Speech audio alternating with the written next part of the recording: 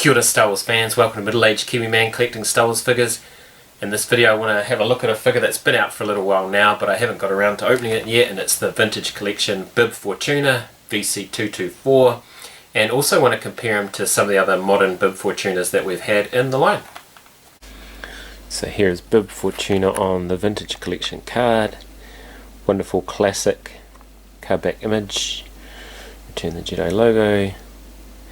And you can see the soft goods here already. Looks fantastic. Great head sculpt. On the back, heaps of fun stuff. Some other figures in the way. VC224. And here's Bib Fortuna out of the packet. You can see a very detailed head sculpt. A little bit of a blue wash to bring out the details on that. The beautiful red eyes.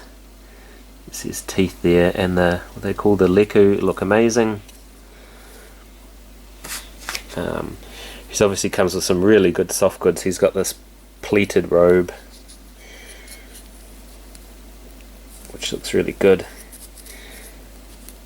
The fingers look really great as well, just like in Return of the Jedi. He's got really good articulation there in the arms, elbows, shoulders. You're not going to be able to get his arm up too high because of the leku, but he's not a super dynamic character anyway.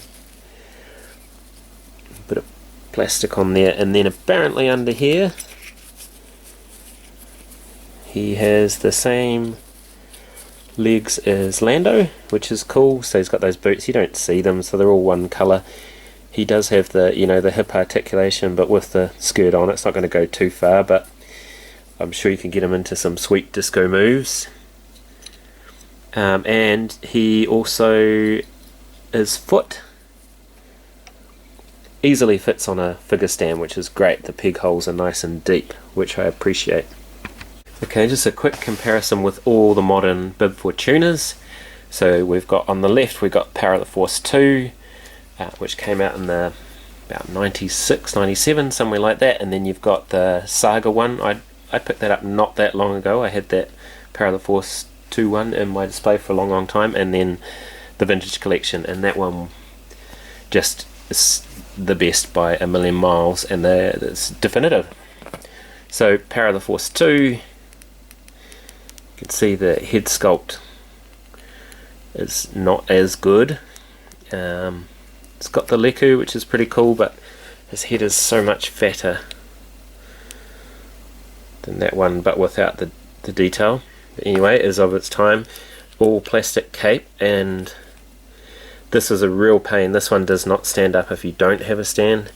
This cape is pleated as well, but it's completely plastic. And then I thought this was a nice touch. Under there they'd actually painted some silver detail on there, but he's in a little bit of a muscle man pose, as those Power of the Force 2 figures are. But yeah, I do quite like the fingers.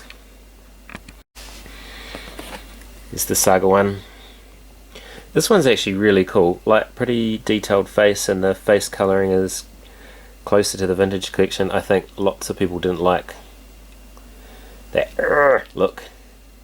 Also plastic rather than soft goods, but actually the figure itself is pretty good. It's got basically it's basically a salt shaker. That is completely solid, even more solid than the Power of the Force 2 one. Oh dear, swivel elbows, and the little knife in there. Okay, and lastly again, the Vintage Collection Bib Fortuna. He's just so superior in every single way. The soft goods, the articulation, the head sculpt, the expression is all good. So if you've got a Jabba's display, it's the one I recommend you picking up. Don't know what you're going to do with the rest of them. Mine will go in a cupboard somewhere. Okay, so this is pretty much going to be the permanent home of the new Bib Fortuna, the major domo, of course, of the mighty Jabba, and the Jabba's palace set up there. Anyway, it's a fantastic figure. If you get a chance, you see this one on the shelves, I definitely recommend grabbing it. But thanks very much for watching. Ka kite, and see you on the next video.